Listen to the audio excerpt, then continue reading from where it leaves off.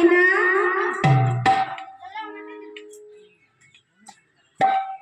আসলে কি সকারা কানাইকে অত্যন্ত ভালোবাসে, তাই মায়ের বাৎসল্য প্রেম থেকে সকাদের শক্ত প্রেমকে বড় বলে মনে করে।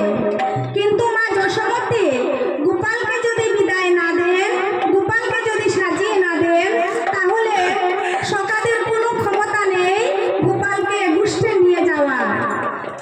তাই সবাই মিলে কি করলেন? সবাই মিলে গেলেন মা যশোমতীর কাছে। এবার প্রণতি করিয়া পায়ে কহিতে লাগিলা মায়ের,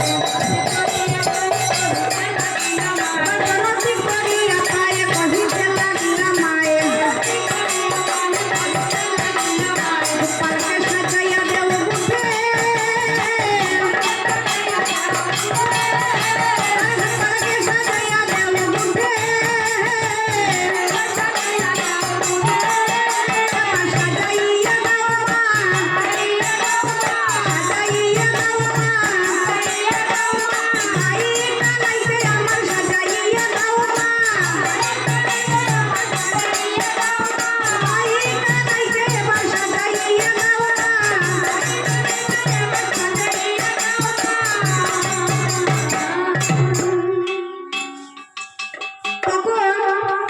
তখন মা যশোমতী যখন শুনলো গোপাল গুষ্ঠে যাবে, তখন মা যশোমতী বলল, আর বলিস না, আর বলিস না শ্রীদাম, ও কথা আর বলিস না।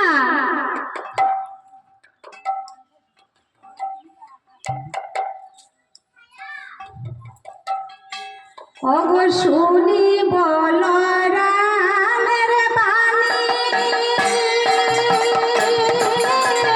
পুরজিত নন্দরানী, শুনি বল নন্দরানী,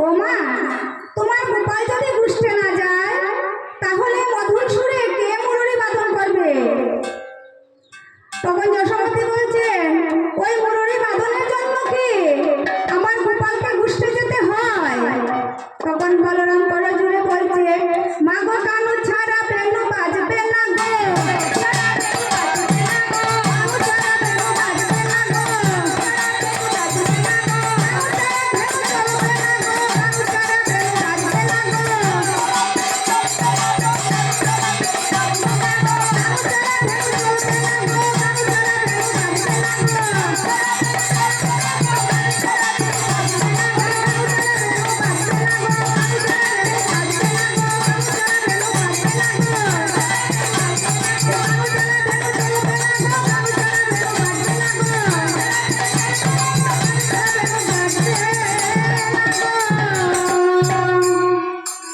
তখন যশোমতী বলছে, যদি বেনু না বাজে তো আমার কি হয়েছে বলরাম, আমি আমার গোপালকে যেতে দেব না।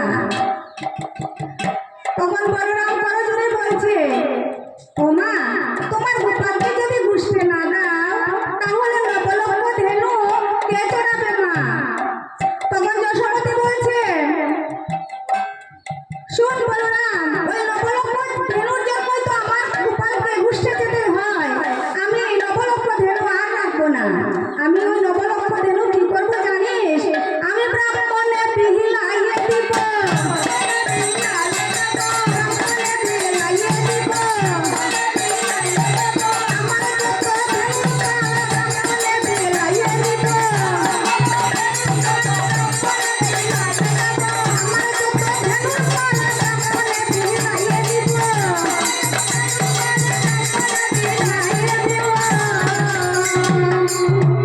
বলরাম বলছে, ও মা, তোমার যত ধেনুর পাল রয়েছে তা সব যদি তুমি ব্রাহ্মণকে বিলিয়ে দাও তাহলে তোমার গোপালকে না খেয়ে থাকবে মা।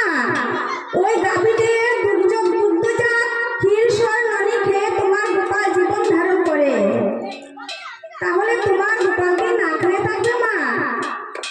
যশোমতী বললেন, তাই তো,